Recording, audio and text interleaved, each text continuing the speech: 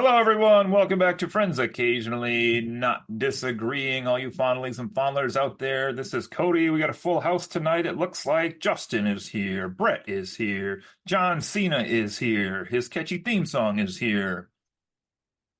Joe is also here. Hello. Ah, we got a movie we're talking about tonight, but as per usual, let's let the hosts say a little bit what they've been up Are to you ready here. for this Sunday night when WWE champ John Cena defends his title in the WWE Super Smash? Yeah, John Cena, work on your timing, dude. That Jeez. is legit one of the funniest skits I've ever listened to, though, for real. We can just go on that for 1 second. I've played that for so many people. I find it just hilarious. Oh my God. All right. Anyway, let's see what you guys been up to here. I guess we'll do Brett first because he showed up first in the room tonight. So, Brett, what have you been up to this last week? Uh,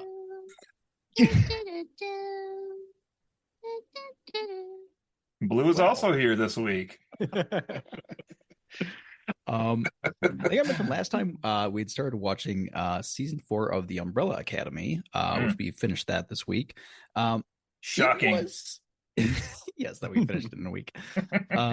We it was pretty good. I feel like it was a pretty good kind of send off for the show. Though a lot of the plot points felt messy at times, and I was like, wait, what's going on? It was like it feels like it could have been maybe put together a bit better, but still it was a fun ride. Fun way to see those characters off that we've enjoyed here now for 4 seasons. We also after that we started watching a show on Netflix, which amuses me because we I keep like looking at it in the list and I'm like, man, that looks like a fun show to watch, and then I'll start it and I'll be like, oh fuck, this is that dubbed show. I watched like 30 seconds and I'm like, I don't want to watch it. And so I stopped watching it. And then like 2 months later, I turn it back on and be like, shit, I already started trying to watch this. What's the But show? it's called Sweet Home. Oh, It's a Korean the dubbed in Southern? Oh, okay. Korean like action horror, like kind of sci-fi monsters and stuff show. And we actually stuck with it. We're like 3 episodes in now. And it's fun. It's kind of interesting. The dubbing hasn't been as annoying as I expected it to be. It's been been doable. But one thing is a part of it that's fun is that like the CGI is like terrible. Like the CGI in like just like standing shots is fine. It looks decent, but like anytime it's like motion, it's like very clearly green screen, which kind of actually adds to the enjoyment of it in some ways. But it's been fun. I think we'll probably keep watching. That's 3 seasons or something of it already, so Well, we'll probably keep going with it for a little while. awesome. Justin, you look like your hand up. So what are you doing? Oh, I was just moving my mic so I could clear my throat without it picking up. But sure, I'll go next. Because I can build off of that actually. I watched Clearing your that throat? show. Go on, I'm intrigued. No, Sweet Home. I Oh, watched that show a while ago, thinking that maybe it was an adaptation of the old NES survival horror game of the same name that I never got officially translated into English. It has nothing to do with that. But on a related note, I have recently been watching through a lot of video game or movie adaptations of video games in preparation for a topic we were supposed to be doing this week, but I'm glad it got delayed because that gives me more time. Um, and let me tell you, there's some really, really bad ones out there. It's not all Fallout and The Last of Us. The Warcraft movie, which I forgot existed until this past week. Sweet mercy. Like, with the budget that Blizzard had on that, you think they could have made the characters look like they weren't made out of silly putty. It's something about the texturing on like the orcs just looks so bad. Um, and I've stumbled across some, I guess I'd call them ironic gems, and some ones I hadn't really been aware of before. So it's been an interesting little journey. And aside from that, I have started playing. I think what was one of my most anticipated games of 2023. I'm finally getting around to playing it. Remnant 2, which is a sequel to Remnant from the Ashes, and the beginning of it is a little rocky, but now that I'm actually into it and finding new gear and customizing my character a bit, it's a lot of fun. Third person shooter. It's like if Diablo was a third person shooter in a way with guns. So randomized environments, randomized enemies, but it's all about finding loot and bettering your equipment and abilities and stuff. And it's hard, but it's a very satisfying experience. So yeah, I'd recommend giving that one a try if you like looter shooter kind of, or even just third person shooter games in general. A lot of fun. I do enjoy that you described Remnant 2 as the sequel to Remnant. Well, Remnant from the Ashes is. Oh, okay. Yeah, Okay. yeah. But yeah, I've had a long day. I might have forgotten to say that. No worries. No, you did. You did. All right. Joe Cena, what are you up to? Before I answer that question, it looks like we actually have a phone call ringing in right now. Uh-oh. Let's see what that's about. Hello. Hi, can I speak to Champ? No. Champ? Is Champ there? Who is Champ? That question will be answered this Sunday night.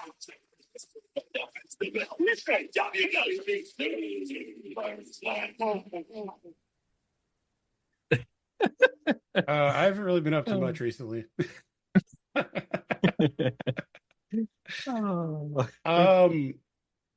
One thing I wanted to mention, one of my oldest friends at this point came and stayed with my wife and I this weekend, and we just kind of hung out and had some drinks, and she brought a board game with her that I'd never played before. You guys may be familiar with it. It's called Wingspan. It's, as the name implies, it is a sort of bird-based board game, and you have a few different objectives you can work on, trying to add more birds to different environments and have the birds lay eggs, and there's various ways to score points. And the person with the most points at the end of the game wins. But it was a fun game. Like I said, I never heard of it before. Pretty simple to learn, but there's a decent amount of strategy involved. Some really cool artwork. I think the guy who designed the game, or I'm sorry, the woman who designed the game, looks like, is like an avid bird lover, and so kind of inspired by that. But yeah, I recommend checking it out.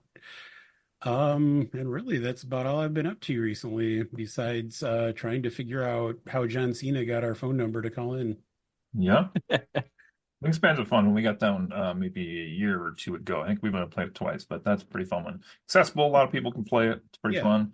Is that Elizabeth Hargraves? Is that the person on that? I think Elizabeth Hargrave, correct. Yeah, she's big on sustainability, so I think there's like ways it's packaged and stuff too.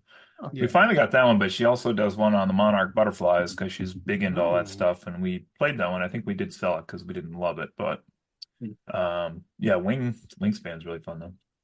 All right, well, I've been up to just a couple tiny things I will plug. I also have been dabbling a little bit in some video game adaptations, watching a couple at the moment here, watched a movie the other night, and a couple series I'm trying to get into at the moment. So hopefully I have enough time to get through all those and kind of give a fair assessment to review those and comparing with some of the other ones we have seen in our lifetimes. And let's see, what else have I been up to? I don't know. I just dealing with some leftover hernia repair pain. I had to have a hernia operation from carrying Joe on all these podcasts. Actually, it just broke my body, so there's that. I broke your balls. You did. You might have broke my balls.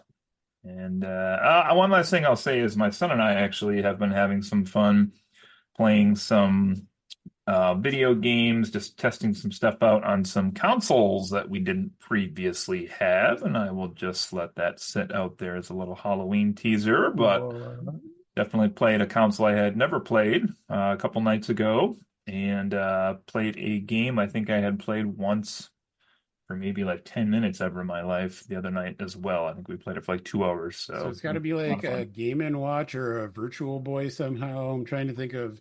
No, he probably picked up a Philips CDI. maybe. That would work just because of the weird Mario and Zelda games, but like That's what it I'm can't be a afraid of. non-Nintendo console. I mean, come on. All right, ladies and gents, we are here tonight to talk about Jackpot! Whoosh! Exclamation point. New movie that just came out this past Friday on Amazon Prime. And just a little background on this one for us here. We have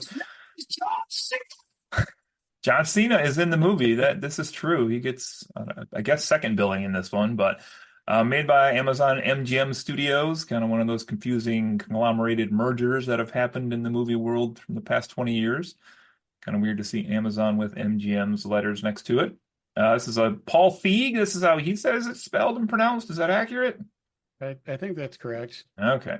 He had it on the Twitter or X as a capital Feeg is the correct pronunciation. So, stars of this one, Aquafina, John Cena, kind of rhymes, and Simu Liu. And we got some really fun minor characters / cameos that we'll talk about in a little bit here. But those are kind of the main three names you might know as far as advertising. Who's in the movie? Some, MCU versus DCU action going on. We do, yeah, that's a good point. Versus American Pie. So we got all kinds of stuff going on here. Let's see. Movie is interesting because the scores for this, at the time I pulled them earlier today, on Rotten Tomatoes, it's at 32% rotten at the moment. Ooh. Audiences have it out of 49%. And on Metacritic, essentially the user and critic reviews were very close, both in the 40s as well. So this is another interesting one where... Not to interrupt, as I Yeah. am often want to do, you're welcome. You're welcome. Yes. I think you're missing a critical data point when discussing those reviews. Well, I haven't given my score yet. Which is that the 32% on Rotten Tomatoes means that this is currently 63% lower than the Glenn Powell film Hitman on Rotten Tomatoes. Interesting you bring that up before me tonight. Out there. I just gotta keep the Powell meter strong. Guess so. So this is another movie that debuted on streaming instead of having a theatrical release, which we talked about streaming services quite a few times on the podcast, but this is, I guess, another way that they have to provide content for their, viewers so that they continue to pay for the subscription. I wonder how this would have done in the movie theater, but I guess maybe we can revisit that once we go through this a little bit and do some scores and stuff. So there we go. All right. I found a few summaries. That's the word I'm looking for of this, but I thought this one was a nice one. I pulled this off of, I forget what. It was on IMDb, but it was further down the page, not the one that they usually keep near the top. Essentially says, in the very near future, the Grand Lottery has been established in economically challenged California. The only catch, kill the winner before sundown and you can legally claim their prize. New LA transplant Katie, as Aquafina's character, accidentally finds herself with the winning ticket, must join forces with amateur jackpot protector Noel, that's John Cena, to make it to sundown in order to claim her multi-billion-dollar prize. All while dealing with Noel's protection rival, Lewis, Simu Liu's character, who also wants to get her to sundown in order to claim his rich protection commission.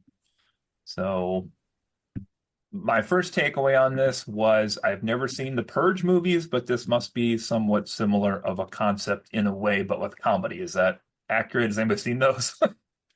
I haven't, but in my notes, I have that this is essentially The Purge meets Idiocracy with a little bit of The Running Man thrown in. So yeah, that's not inaccurate as far as I can tell. Yeah, I mean, it's I've seen one of the Purge movies. It's not completely inaccurate, but in that the fact that like in this movie, you can essentially, it's legal to kill this person, and in the Purge movies, it's legal to do like any crime at all for like one day. So I mean, there's a bit of similarity, but yeah. Okay, so yeah, and as you were kind of just mentioning here, so the twist in this one also is that you're having to kill the person who's the winner, except you can't use traditional guns in this film, which really I thought was kind of a fun little footnote to create the zany situations that they have as far as like improvising weapons in some scenes, and like some people have very, very specialized weapons that they're out there trying to kill lottery winners with. And I didn't make a full list here, but at least knives, tasers, Molotovs, some sort of like piercing guns, and there's a whole bunch of other stuff to use as well. So Can I ask a question about the rules? that's yes. So the rules apparently are like someone wins the lottery. If they survive until sunset, they get to keep the money. If you kill that person, you just automatically win instead and get to keep the money. I feel like in a weird way, it would make more sense in my mind if it was just like a chain of like you can continuously kill whoever killed the like whoever the last person standing to have killed the winner at the end of the day wins. Because otherwise it just seems like it would be a lot easier to like not be the winner and just like you just have to kill one person and you win the lottery. Like that's a lot easier than surviving everyone wanting to kill you for, X number of hours. I feel like it did make a just like a fun, like a quirky plot point in that like we see that like opening scene where it's like a previous winner trying to survive and like he gets killed. And the rest of the people who like didn't manage to kill him just like get pouty and sit on a couch. Oh, damn it. I feel like that really kind of set the tone of the movie right away. Like this is kind of silly stuff that's going. Yeah, I mean that part was funny. It just kind of the rules. I mean, it's a comedy. Like obviously it doesn't matter, but it just kind of felt weird to me that it was just like structured that way. Right. Like everybody just abides by it. Yeah. Well, if it was a continuous chain, then it's a matter of you saw it was mainly like crowds of people swarming trying to kill the winner. It would just be like, okay, one person in that crowd kills the winner, then the rest of the crowd descends upon them, and it would just be it wouldn't be as sporting, for lack of a better term. I mean, if the impetus for this lottery was that California is economically struggling, what better way to solve that than to drastically reduce the population? I mean, we're talking 2024. A long podcast. Would that help? I don't know. I got to think about that. Actually, I don't know if it would, but I actually thought the movie was what you said, Joe, going into it. I actually thought it was that way also, that if you killed someone, then you had to survive for 24 hours as well, and was surprised that was not the way it was set up. But good point by Justin. I guess that would really make it hard to get. It would be kind of fun. It would be really fun to have a scene though, with like 50 people and somebody kills the lottery, and then there's just like a chain of 50 deaths that happen very quickly. That would be a really fun scene to watch. Mm-hmm. Be like the room from the Golden Idol game we played, where they were all dead at the card tournament. And you had to figure out who killed whom. And oh man, yeah, all that stuff. Well, yeah. So the intro scene just mentioned here, but. Talking about the person who had the winning lottery ticket, but it wasn't just anyone who had the winning lottery ticket. It was everyone's, nay, I say, America's favorite all-time actor, Sean William Scott, who won the lottery ticket. Mr. Dramatic Chops himself. I haven't seen him in a while, so it's good to see him back playing a kick-ass action guy. Very first thing I wrote in my notes was, man, it's been way too long since we've seen Sean William Scott in something. Yeah, right? He's been in some stuff. Probably died.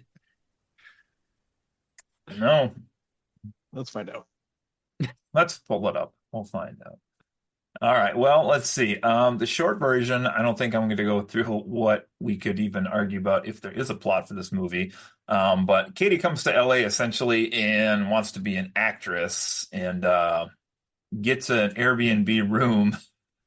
This part I will mention just because she kind of shacks up with this wonderfully nice girl named Shady, who I thought was a real gem in this movie. This is Aiden Mayeri's character, who was the terrible Airbnb host / out to make money in any way she can / had literal crap dripping off the ceiling in the room that Katie was renting. What'd you guys think of her, the character?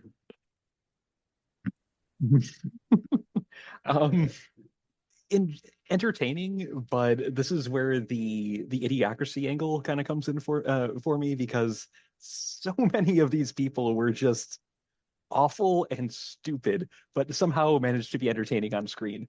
Um, and it really does kind of illustrate the fact that the lottery as a whole, even in our world, is something where there's no merit behind it. It's just you happen to get lucky. Or unlucky in this case, but I mean, people that are It very helps the undeserving schools, Justin. It helps. Oh, if you believe that propaganda, I've got a fridge to sell you.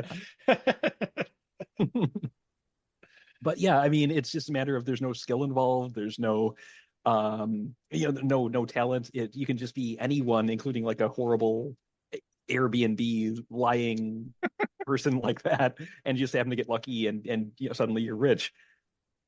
Honestly, if the real lottery worked the way that this lottery did, I might be more inclined to play it because at least there's some sort of ability involved, some sort of skill factor instead of just I picked the favorite numbers of my the birth dates of my favorite actors or whatever, and I won $10 million. Are you saying you'd rather be the hunter or the hunted if the lottery really works this way? Where's this going here? I'm just saying either way, there's at least some Okay, you're open element to either.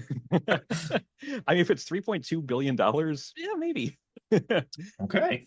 Well, there we go. And Katie essentially borrowed a pair of pants or something from Shady that she had to like pay her for to go read do It was an a whole audition. outfit. Mhm. It was And- like a weird, like shiny gold outfit. Oh yeah, it was a like head to toe gold outfit. It was Yeah. amazing. The British robot from Star Wars. C-3PO? No, that's not his name. Oh goodness.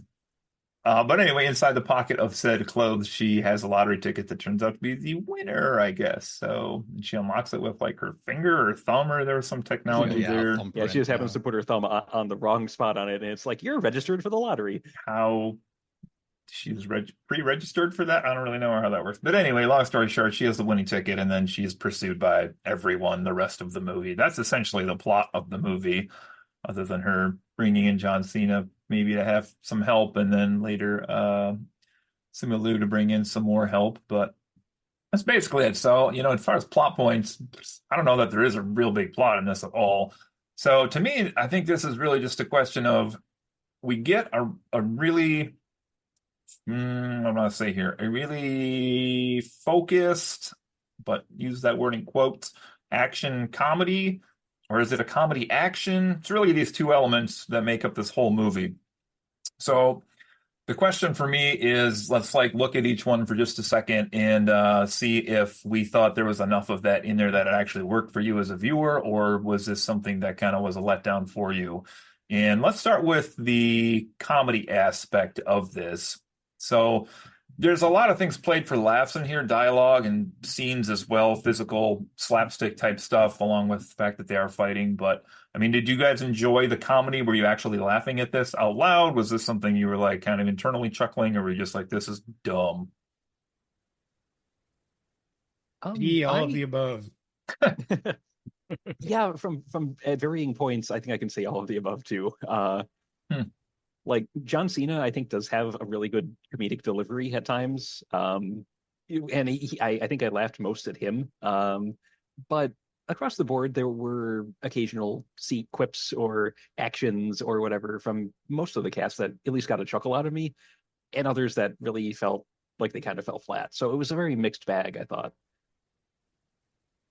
Yeah, I mean, I agree with Justin. I think John Cena was the best part of the movie. Like I have been loving John Cena's, journey into comedy over the past couple of years, although it's had some mixed results. I don't know if anyone else watched another John Cena Amazon comedy earlier this year, Ricky Stenicki. Still haven't seen that. It's terrible. Like, Oh, really? It's so bad. Like, That's so funny. Every site I went on to check out this movie was like, he doesn't hit his highs like he did in Ricky Stenicki. I mean, he is fun in that movie, but the movie Okay. as a whole, I see. I laughed more at this movie than I did at that movie, which is, yeah. Anyway, but I mean, honestly, a lot of the jokes did land for me. A lot of them felt kind of dumb, but I had a good time watching it. I did I wanted to mention, shocking to me, one of my favorite lines came from Machine Gun Kelly. Oh, speaking of cameos, go on. And the scene where they show up at his house because they know he has a safe room, he's like, "Is this a sex thing?" And they're just kind of like, he looks at Aquafina and is like, "No." He looks at John Cena and he's like, "I mean, you would ruin my ass, or you would turn my asshole into the Eye of Sauron. So let's not go on that fellowship of my ring." I mean, aside from the nerd in me loving the Lord of the Rings reference, I love how it's like he just immediately shoots Aquafina down, but it's like you would think about John Cena, but he's such a big dude, he's just gonna wreck his beehole. Overall, I think I really enjoyed the dialogue. I thought there was a lot of fun writing. It definitely is very like juvenile and like silly in a lot of points.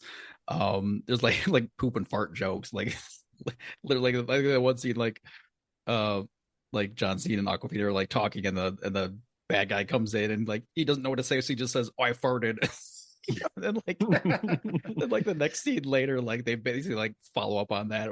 It's like she like gets startled, like, "Oh, Noel sharted." I did laugh at that. Jokes like whether to split a dog widthwise or lengthwise. Oh yes, yeah, It's just like completely ridiculous. There's a lot of like running jokes about like just how John Cena looks, like just making jokes about his face. I love most of those. I was gonna say I liked a lot of the jokes that she makes at his expense. Yeah, there's a lot of just really silly stuff that I laughed at quite a bit. I was just the way I watched this earlier today, and while the kids were watching one of their things, so I had the phone and I had my headphones in, so I was just like sitting on the recliner, just like laughing out loud, just random. My kids are watching other stuff, but That's fantastic. I did find a lot of the dialogue pretty funny. Yeah, that's a good call on the references I make to John Cena's face. That's my. He I does did watch look like this a with bulldog who was turned into a human against his will. a human ear. He looks like a human ear. Kids at school used to call me Earface. Okay. Oh my gosh, yeah. A lot of humor worked for me too. I laughed out loud a lot during this movie too. I could tell some of it was really dumb humor, but I still laughed at certain parts. I enjoyed the reputation that Shady and her boy DJ had at the wax museum, which is played up even more in the after credits, but we could talk about that later. But I was really, really hoping that at one point in that scene where they're in the wax house, that we were gonna actually like see the Tin Man, what was remained of the Tin Man. Oh, that would have been fantastic. That would have been perfect. Yeah. Oh my gosh.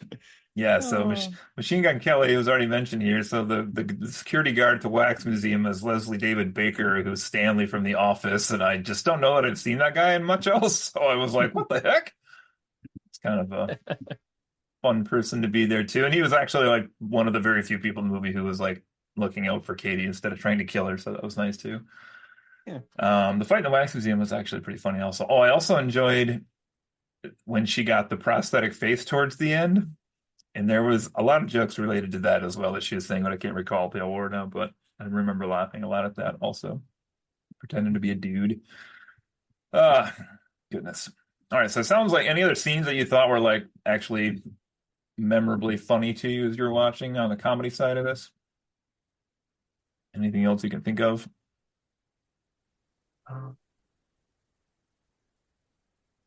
I think like when there's that one scene when John Cena like essentially it's like trying to give a motivational speech, and he says you got to find your inner turtle power because he's like obsessed with the Ninja Turtles. Yeah. That was a fantastic like recurring thing through the movie. Yeah, I love that through line. I don't know why, but it's like random, but it works. There's the thing like at the climax where he's tied to the chair and he's like, "Fuck it, it's turtle time." He just like hooks his way out of it. Yeah. And he's got the impending lawsuit at the end of the movie from the restaurant. Yes, I guess. Serving pizzas on the upside down trash can lids. Good stuff. Okay, how about let's talk about the other side of this then, the action side. If the comedy sounds like was some hits and some misses there for people, how did the action side of this work? I think Cena really does most of the heavy lifting, as he probably should in the movie, but Aquafina does get in there. I don't know how much is stunt work versus her. You can tell there were a few scenes where her back was to the camera type stuff, but it looked like she was involved in some of the scenes at least. So, how did the action in this movie work for you? Like overall, it was pretty fun. Was definitely like ridiculous at times. Because it's just a bunch of like random people like fighting, like just everyday people like trying to kill another person. So like a lot of the fights were like very messy, like actually the way you would imagine like some just random person who doesn't know how to fight would be like fighting other people. So it's just a bunch of like weird, like nothing fancy or like professional. It's just all weird fighting, messy, and it made a lot of situations pretty funny, I thought. Yeah, I appreciated the fact that you never quite, because of that, you never quite knew what attack was going to come next. Like, is it going to be somebody throwing a cleaver across the, an alleyway, or is it going to be like a guy in a mascot suit, like trying to, oh yeah, just run you down and smother you to death? I mean, you never quite knew what you were going to see, and that kept things at least interesting. On that note, I would say. Yeah, it almost kind of reminded me of like at least like the second and third John Wick movies, which I don't know if you guys have seen those, but like at some point in that series, it's like everybody in the world is secretly an assassin and is trying to kill John Wick. So he'll just be like walking down the street and like people on the street bench and just like pull guns out and like try to shoot him and stuff. It kind of reminded me of that. But yeah, I agree with Justin. It was a lot of fun just like seeing what was going to happen next. Yeah, the fact that just like literally everyone in the city just like rises up and like grabs whatever they can find for a weapon and like goes hunting. The idea is like really like kind of crazy and disturbing, but like the way it was done was actually like felt like fun and like quirky. Just just grabbing just random things just to use as weapons a lot of times. I liked how there was apparently like the officially licensed lottery like bolt gun thing. Right. Yeah, which are actually used for killing cattle in real life. Yeah, but yeah, those did have the branding, didn't they? Yeah, well, there is at least one shot where you could see it has like the Grand Lottery logo on it. So I almost wish they would have like thrown in like an ad for that or something. Like, Grand Lottery bolt gun, just $9.99.99 or whatever. yeah. They could have actually played more into like the world, I guess, a little than they did. Well, yeah, I was gonna say. I mean, honestly, I was a little nervous from the start because this movie just opens with like super expositional text, like basically just text on the screen telling you that this lottery is happening and like what the rules are. And like that's a thing where I'm okay with that being quick exposition, but that could have been like a fake newscast or something, like, the new Grand Lottery coming soon. These are the rules of it. And like that at least would have felt like some world building instead of just like throwing this, text at us. Yeah.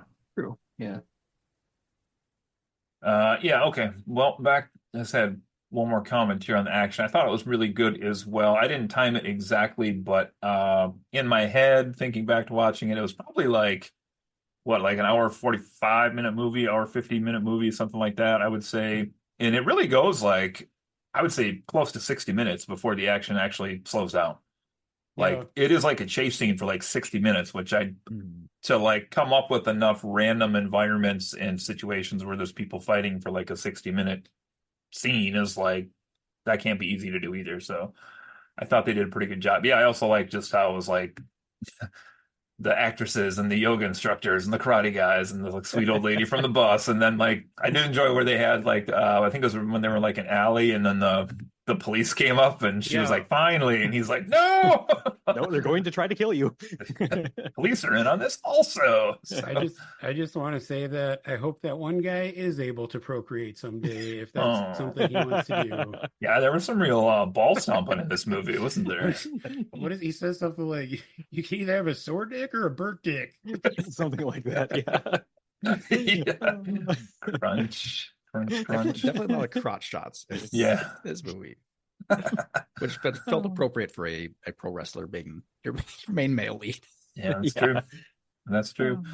Okay, let's see. I wanted to ask you guys this, which is I thought Katie had some moments where she had a little bit of character development. They don't spend a lot of time on this in the movie, but she had a little bit of story with like her family and her mom and whatnot.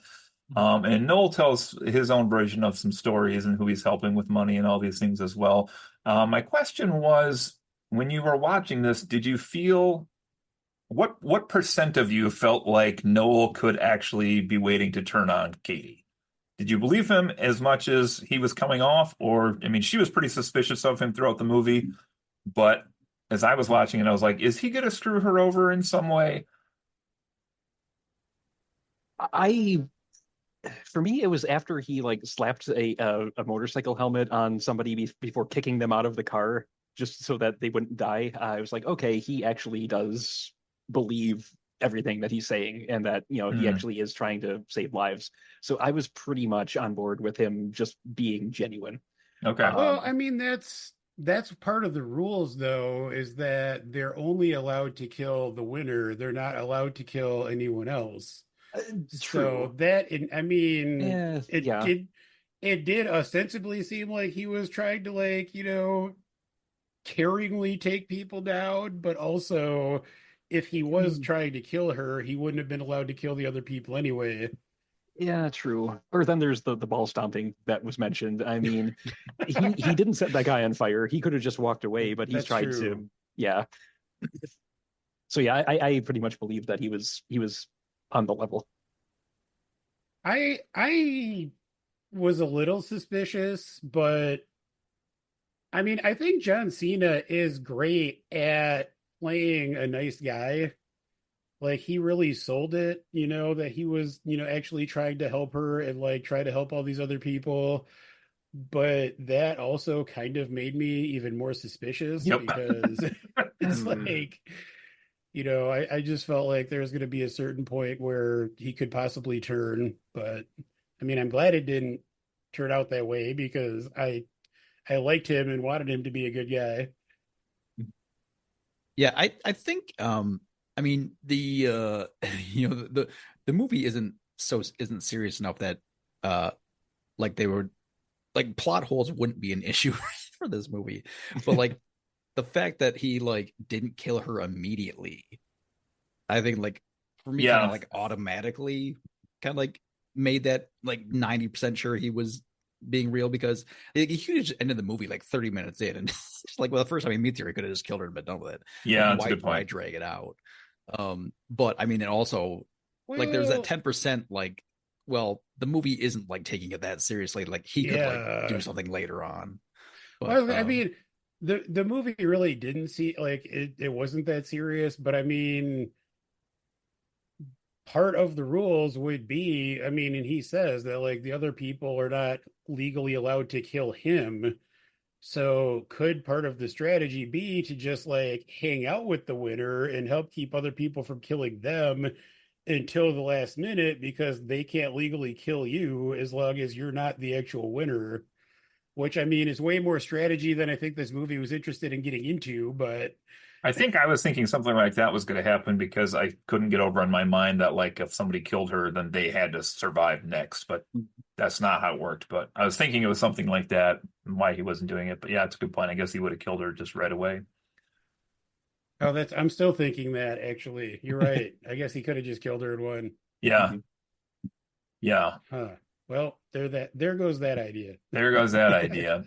Okay, next thing I had up here for you. This was mentioned a little bit already, but with this idea of like the lottery and some sort of, suggested or perhaps even overt political and economic commentary as far as wealth and poor people having a chance to escape their situation, etc. I mean, should this movie have leaned into that a little bit harder, either in the world, or is there a message that you think this movie is actually trying to get out, even though it's comedy and action? Like, are they actually making a commentary on our society that should have been a little more focused in the movie? Or should this have just played as like purely light, fun-hearted action comedy and call it good? Yeah. How's that I for a deep one? What do you got? I feel like it had something it was trying to say, but it didn't really. I mean, the nods to it were there overtly, but it didn't really do a great job of really focusing on them. I one thing that like kind of caught me a little bit was like how believable this dystopian-esque kind of future kind of felt. I was like, oh, this is actually believable. Mm, But I think there was like an underlying kind of theming through the whole thing of like people taking advantage of other people for their own gain, like their own monetary gain. Like that was pretty oh, much that's true. throughout the entire movie. There was like that little message under there. Whether Yeah, or I not mean, like that was Shady meant, was pretty shady. yeah. You leave her alone. She did to the W.C. Field statue. Sorry, Brett. You know, whether that message was meant to actually be social commentary or whether it was just a part of the plot, I'm not Mm. certain because it wasn't like it kept coming up, but it wasn't like heavy handed. So Yeah. I do I'll like give it the a idea of like the commercial for like the branded lottery stun gun, and like if they had just like added some more of those crazy over the Yeah. top world building things, that might have been fun. Well, I really, I mean, I think you could read some things into it, but I don't think this movie was really interested in having like a message or making that sort of commentary. I mean, and honestly, I don't mind that. Like, I mean, Justin's background, The Running Man, or like The Hunger Games, or Battle Royale, like there is already a long tradition of like Game of Death movies that are strongly making social commentary. Yeah, And I mean, in a way, I'm almost kind of glad that this at least was like very far from being, heavy-handed in that regard, you should make Hudson because we've watch seen this. that. I thought that actually, like, I'm kind of sad Hudson wasn't on this because I know it's one of his favorite genres. Aquafina movies. Uh, yes. Justin, you were saying something about commentary, perhaps. So yeah, I do feel like the movie had a message it was trying to get across regarding the wealth disparity and that sort of thing. Because like while Katie is running for her life through LA, we see a pretty big swath of it, That's true. and you see a lot of the people who are either after her or just like in the background, and a lot of them look like they're not doing very well, and a few even like make comments to that effect, like I need this, I haven't paid my rent in 3 months, or things like that, where it's there, but it feels like it's just sort of very surface level. Like I feel like they could have delved more into it if they wanted to. It might have made the movie a bit more memorable in the end, but it might have taken away from a bit of the over the top action and stuff too. So a Yeah, fine line to walk. yeah, that's a good way to put it. I agree. Um, I don't know that I took too much out of this. I think it was more just to set up for a fun plot for a movie, and I guess I used the word plot in air quotes again, but I do like the idea that they could have like had like a chase scene and then like interspersed like a commercial for the stun gun, or like a chase scene and then like almost Hmm. like broke up the action with like these little pieces of the world that they could have shown how like desperate people were. Yeah, like RoboCop did something kind of like that back in the day. Mm, Like, a lot of the TV spots were very hyper capitalist dystopia sorts of things. So yeah. yeah, the precedent exists. And he So ripped open the cage with Sting against the Four Horsemen. That's a thing that happened. I didn't make that up, people. Watch WCW from the 90s. It was bad, especially it the early was. 90s. Oof. All right, next question I have for you guys. John Cena and Aquafina, and I guess to a lesser extent, Simu Liu as well. Right people for this movie. Would you have cast these people knowing what this plot was? Hello, it's John Steve. At first, I thought there was going to be a vote for Adele in the leading role instead of Aquafina. Never heard that one. That's good. I honestly, I mean, again, I love John Cena in these comedic roles. I thought he was great in this movie. Um, I know I have gathered that a lot of people don't love Aquafina in general, but I tend to like her more often than not, and I like the two of them together. I really like her jabs at his appearance and whatnot. Simu Liu, honestly, I don't know if I did love in this movie. Hmm. Like I really liked him in Shang-Chi and I liked him in Barbie as one of the Kens as well, but Spoiler. I'm for some reason I don't know if he quite worked for me here. His I don't know if it's because he was like trying to play a villain, spoiler alert, but there's something about his performance that felt a little lacking to me. I don't know. Yeah, almost phoned in a way. Yeah. Like, Uh-huh. yeah. Um, yeah, I would say he's the weakest of the three main the big names. John Cena, I think nailed it. And honestly, going into this, it's like, oh, it's an hour and a half of everybody trying to kill Aquafina. This is like right up my alley. Because I hated her in Shang-Chi. But the thing is, I didn't I think she did a good job in this role. I mean, she came across as sympathetic, a little abrasive at times, but I mean, she's got everyone trying to kill her. That's understandable. And I Yeah. think she overall, did a good job. So she wouldn't have been necessarily my first choice for the lead actress, but I mean, she ended up being a good one. Yeah, I tend to be a little bit on the fence with her. I I think, like Joe said, I think more often than not, I enjoy her performances. Um, I think she's got a really good comedic delivery, which in this role really works really well. I think she like just the kind of the energy, like the kind of a bit like spastic, like kind of frantic energy. Like she Hmm. does that really well.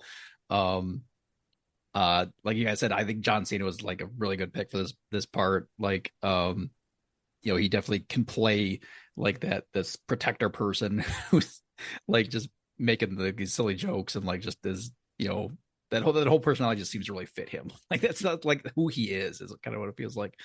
Um, and yeah, I mean, you know I wasn't expecting there to be like an actual villain in this movie. Um, Mhm. but I mean, I would say like Simu Liu he did a fair job at that. Like I think he was like pretty believable, though I I wouldn't say yeah, his performance wasn't like great. It was like Yeah.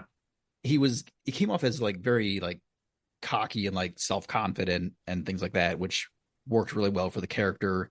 Um but also like he didn't necessarily feel like sinister at the same time. Like cutthroat but not sinister, which I think maybe he needed to be a little bit more like really into that. But I would say as a casting, I feel like they all were better than average, like either good to okay. Yeah. Yeah, I thought John Cena was okay. There were some parts where he was sounds look weird to say in this movie, but like I feel like he like overacted some parts, even though it's in this movie. But because it's in this movie, like it's forgivable and it just kind of blends in with the rest of what's happening on the screen. So he was fine. I thought Aquafina was mostly fine. Also, she's pretty funny. I like her. I think in general, so she was okay. And I definitely agree. Maybe like Simu just didn't have enough to do with that character. He was like there to try to get the money, I guess, at the end, but also maybe just to provide a little bit of foil for John Cena's Noel character with their little backstory they kind of added in there. But um, yeah, I did have to note like early on when Katie was on that bus and she was like yelling at that dad and that kid. Like I had a moment where I was like, Aquafina is playing a character named Katie on a really long bus scene in a movie with Simu Liu. Are we sure this is not really just Shang-Chi? Like that's four elements of the exact same thing. So anyway, but the whole thing, I watched this with my kids actually, and all of us were like, her name's Katie in this movie. Like again, really? Really? You actually remembered her character's name from Wow. Shang-Chi? That's weird. Absolutely. I love I that would kind of movie. I would think it would be kind of amazing if just every role she had from now on, her character's name was just Katie as Just like a running Katie. joke. Yeah. It's Katie, but spelled differently somehow in each time. Yeah. That was a Y. This Sometimes is it's an like IE. initials KD. Oh, there it is. And she marries Clubber Lang and she becomes Katie Lang. Oh. That just came to me. All right, moving on. Oh my. Okay. My Now prediction, pain.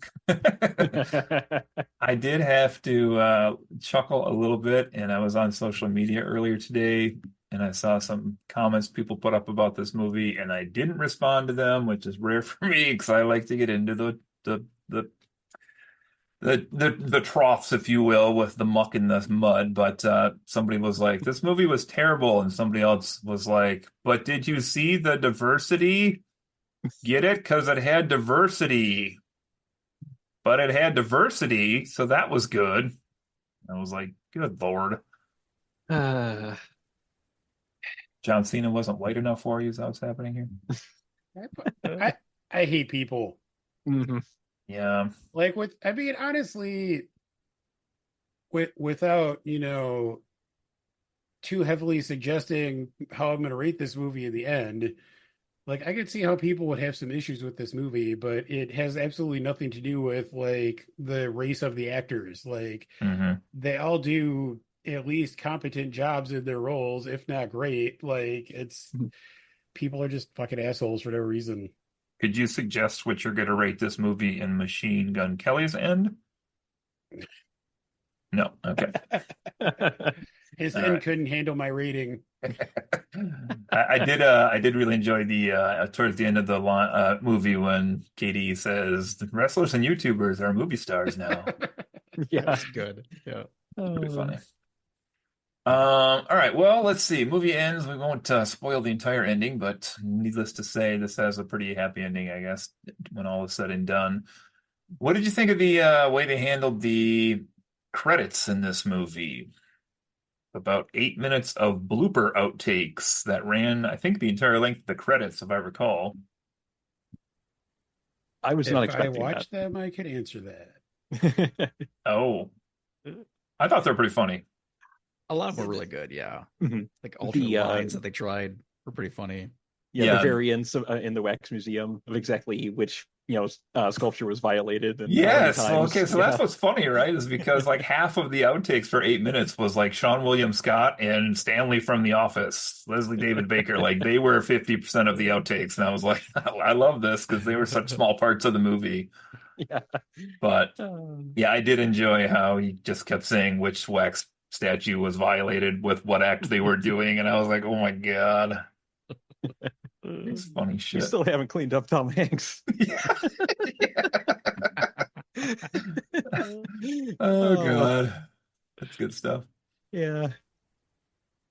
Yeah. Overall, I enjoyed it though. I like those when they have credits like that where you kind of see the like how much fun they were having on set. Yeah. That kind of stuff. I have to imagine this was probably a blast to make this movie all around. I mean, even for like the extras to have like the scenes and the action scenes and just like how they play out on camera. I saw one, I think if it was a review or something I was reading that basically said like Aquafina doesn't do like action stunts or action. What they say? Like she's not a fighter in the movie, but she's what they call like a luck fighter. Like every time she'd be in a situation, like something else would happen that would save her, somebody to get pulled down or stretched out, or she'd duck and it hit somebody else. Which again, all good choreography work. So I thought that's pretty good. Let's see here. Last thing I have, I guess, is I just want to do a shout out for Murray Hill as Johnny Grand, my background here, which I thought that was a fun little character in the movie as well, who was really disappointed with Katie not doing a final interview at the end of the movie before the super Yahtzee. But yeah, anything else you guys have that we haven't mentioned here on this one before we get to ratings?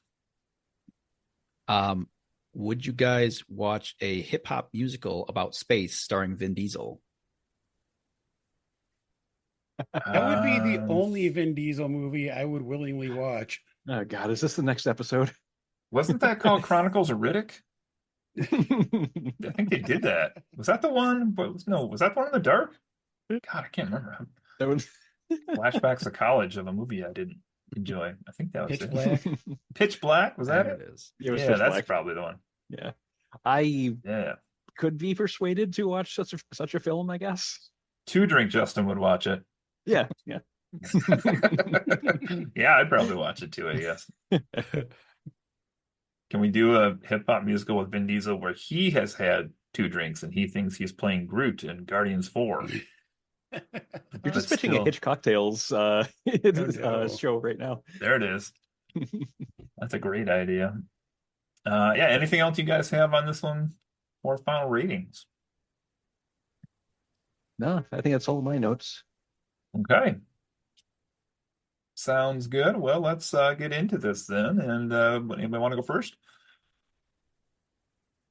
Or you guys want me to go first? Since no one else is speaking up, sure, I'll take point on this. So not this movie wasn't exactly what I was expecting. I mean, like you guys, I also thought it would be, the winner gets killed and then the person who killed them, then has to run for their lives. But I can certainly see the problems with that, and I think the way they structured it worked. Though, am I gonna really be thinking much about this movie in like a month from now, a year from now? Definitely not. And I do feel that if it wanted to have a message about wealth inequality and stuff, it should have leaned harder into that, and it might have given it some staying power. But honestly, I feel this is going to be like something people are talking about for a week maybe, and it's just going to completely fall off the face of the earth. Like a lot of other fun action movies that don't have any substance behind them. I liked it a bit more than some of those, so I'm going to give it a slightly higher than average rating, 6 out of 10. 8 out of 10 from Justin to start. Listen to Wow, this. starting strong. I'm all strong here. Almost as strong as John Cena. I don't have the thing queued up. I'm sorry. All right. Is that else going? You want me to go? I'll jump in quick. So, I say like the plot is definitely like a play on a lot of other different genres and stuff, including like you mentioned like Hunger Games, things like that, where it's like a battle royale type thing. But it is still it's like its own unique thing in that I've never seen anything that was like structured around like lottery winnings being the like the crux of the whole thing. And I would say it's primarily a comedy with a lot of action. And the comedy was for me really good. It definitely is. I think it definitely it's not like universal comedy always. It's like I say, it was very like juvenile at times and just like really goofy, which for me works a lot of the time. So it really felt like kind of right in my wheelhouse as far as the comedy was. Like I enjoyed the characters, I enjoyed the performances, and the action was good for what it was. It like added to the movie for me, and it was kind of cool just the general feel like it was like a zombie horde movie feel it a lot of times. And so overall, I really enjoyed it. It definitely isn't like a classic movie for me. I would say I would recommend it to people who enjoy comedies. I probably would say this is a 7.0 for me. Ooh. Wow. 9.0 from Brett. We got high scores tonight, everybody. Joe, you want me to go? I can go unless you want to go. I don't care. I'll go. Oh, okay. Okay. Okay. So let me tell you a little story. Is it about a a man named Jed? Is it about an Here's a ex-Marine? Poor Served the United mountaineer who States. barely kept his family fed. Wow, I'm old. So I just watched this movie prior to recording this episode, and in making my last minute decision to do so, I told my wife I was thinking about watching this movie so I could jump into this podcast as a surprise and try to keep Justin at bay. And nobody can keep me at bay. And she asked me what it was about. I was like, "Oh, it's got John Cena and Aquafina," and I like described what I, thought the plot was, and she was like, "Okay, why don't you watch that and then tell me whether you think I should watch it or not?" And I will say, after having watched this movie, I think I am going to probably rewatch it with my wife at some point. Hey, Um, I kind of echoing what Brett and Justin said. I had a lot of fun watching this movie. I agree with Justin that it is probably going to be pretty forgettable in the long run. Um, but that being said, I mean, I think the sense of humor is broad enough that it would probably appeal to most people that are into, especially like an R-rated comedy. Um, and yeah, I have to say Paul Feig is interesting to me because his output has been very all over the place. He made Bridesmaids, which is like a comedy classic. He made Lady Ghostbusters, which was not great. comedy classic. I do want to shout out, he made a movie in 2018 called A Simple Favor, which like nobody has seen, but I think is one of the like twistiest, most darkly funny, like just a great movie. So recommend everyone check that out. As for the film at hand, though, I'm going to actually split the difference Oh, and give it a 6.5 out of 10. Lengthwise, just split it like Or widthwise. oh my goodness, that's funny. All right, so I got to pull up a review I happened across earlier only because of the headline. There's a website apparently called Hollywood in Toto, which I have not seen before. It calls itself The Right Take on Entertainment, and the headline was Jackpot could be the worst comedy of the decade. That is just not true. That's Brain dead about farce. shadows. Brain dead farce fuses bad taste, worst punchlines for historically bad romp.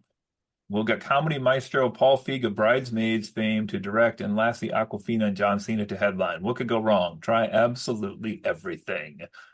And the continuing comments say the pain ... It never ends. I saw a lot of like really negative takes and I don't get it. Yeah. I Um, mean, it's no masterpiece, but it's not No, like I can see terrible. people, not loving it, but John to be Cena is happy that to negative. keep Katie safe for percentage of her winnings. He appears to be the only person in all of California who has her best interests at heart, and she can't stop trashing him. Everyone else is lunging for the nearest weapon to off Katie. Hilarious, right? It's even worse than it sounds. Well, that's already false because there was the security guy outside the wax Yeah, museum. He cared about her safety. That's This guy true. didn't even watch the movie. I guess that's. Oh man, it's just ugly from start to finish. I'm still reading this exact same thing here. Wait. Where's Well, and also as far as like her trashing him, like for a long time she has no idea what's going on or who this guy is. That's true. And then like she's kind of suspicious of him. Like I don't think I really fault her They for like fully explain that plot point at the end of the movie as well, yeah. Yes. in a believable way. Yeah. She's the most grating heroine in recent memory, played by an actress with Hollywood's most grating voice. Machine Gun Kelly appears mid-movie as himself, proving that yes, Jackpot can actually somehow get worse. Final rating, Jackpot fails on so many levels you may need to watch it twice to catch it all, but for the love of all that's holy, don't. Oh, this is the same website that has the comments that is the but diversity, can't you? Oh no. It's nowhere near that bad. I definitely seen worse movies than this. I'm sure in 2024 as well, I've seen worse Yeah, movies than this. this year alone, Yeah, I've seen far more this worse is. movies than this. I thought it was fun. I don't know. Here's the thing: if it's kind of a weird catch-22, like if I went to go watch this in the movie theater and just had like a big old bucket of popcorn and a big drink and was just like laughing and watching the action play out on, I think I'd have a really good time. That being said, I don't think I would ever go to the movie theater to watch this movie, which is kind of the weird crux with that, right? It's like, I wouldn't pay to go watch it, and I thought I was very happy to watch it at home for free, debut on streaming, even though I do think it would be a fun movie to go watch. So there's some kind of meta, I don't know, business model commentary in there, but I thought it was fun. I thought John Cena was fun. I thought Aquafina was fun. I thought the cameos were fun. I really enjoyed Shady as a terrible roommate slash would-be assassin. She reminded us a lot of Madison from She-Hulk with Wongers. Just kind of that same dumb type attitude and outlook on life. But this was fun. I don't know.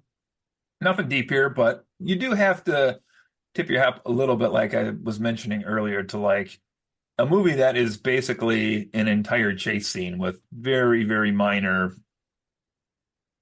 moments of like character development and heart. It's not easy to do, just plain and simple. Like even the best action movies, if they run for 2 hours of pure action, like that's not easy to do to make a great movie with. So I thought they did a decent effort here. I probably would. It's hard to say. I do agree. Like, I don't think this is one I'll remember for a long time, but I did laugh quite a bit when I watched this.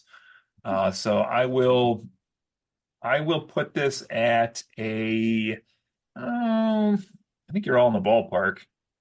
Put this at a 6.49, right below Joe, so I can say he has a worse opinion than me sometime in the future.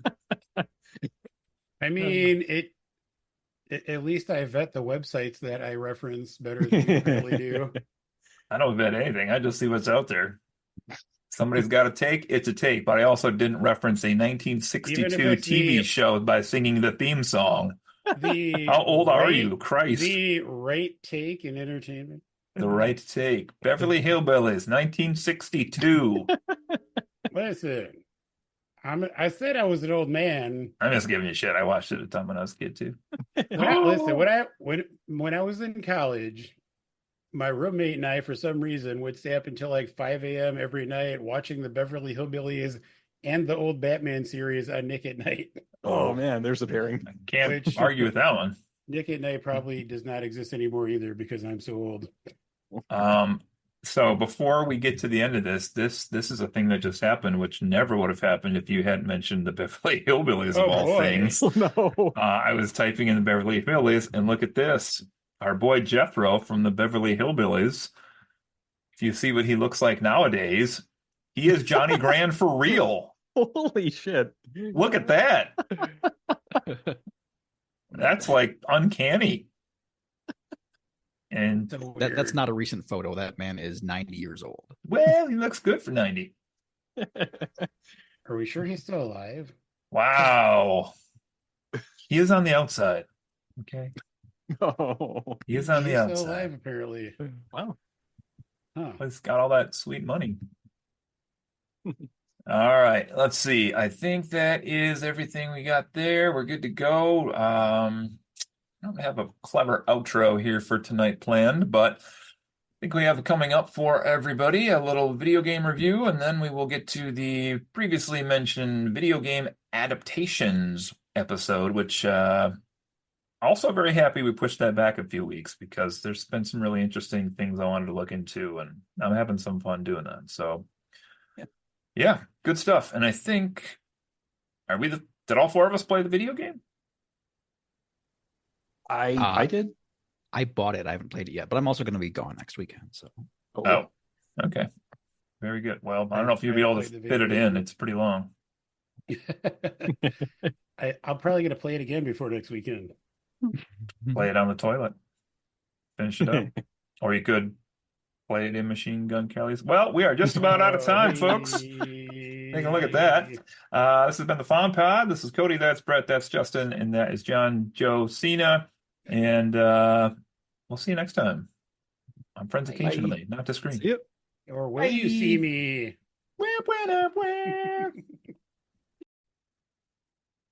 Hey, fondlings and fondlers. This has been another episode of Friends Occasionally Not Disagreeing, your favorite podcast. It's most people's favorite podcast, or at least so my mom tells me. You can check us out all over the place online at our homepage, www.fondpod.com or fondpodcast.com. You can also check us out across your social media sites, including Facebook, Instagram, TikTok, X, YouTube, and anywhere else you get your streamed podcast. Thanks so much.